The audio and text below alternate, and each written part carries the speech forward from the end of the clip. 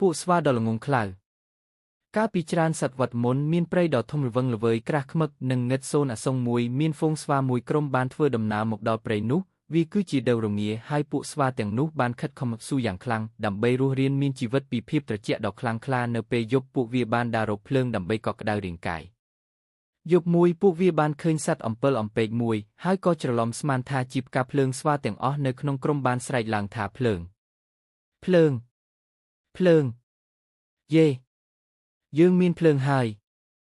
មានស្វាពីរបីក្បាលបានព្យាយាមចាប់សត្វអំពិលអំពែកនោះប៉ុន្តែវាបានហោះគេចបាត់ពួកវាមានការសោកស្ដាយយ៉ាងខ្លាំងព្រោះមិនអាចចាប់ភ្លើងនោះបានពួកវាបាននិយាយប្រាប់គ្នាថាពួកវានឹងមិនអាចរស់រានពីភាពត្រជាក់នេះបានទេប្រសិនបើគ្មានភ្លើង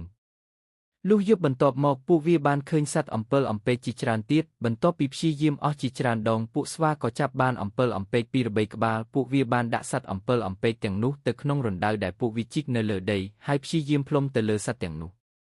ពួកវាបានខំប្រឹងផ្លុំយ៉ាងខ្លាំងដោយមិនដឹងតតែសោះថារបស់ទាំងនោះគឺជាសត្វល្អិតមានសត្វទីទុយក្បាលធំមួយក្បាលកំពុងអង្គុយមើលសកម្មភាពរបស់ពួកស្វាទាំងនោះទីទុយក៏បានហោះទៅជិតពួកស្វាហើយប្រាប់ថាណែរបស់ទាំងនោះមិនមែនជាភ្លើងទេពួកវាគឺជាសត្វល្អិតអ្នកឯងមិនអាចបង្កើតភ្លើងពីពួកវាបានឡើយពួកស្វាបានសើចចំអកឲ្យសត្វទីទុយស្វាមួយក្បាលបានតបទៅវិញថាណែអាទីទុយចាស់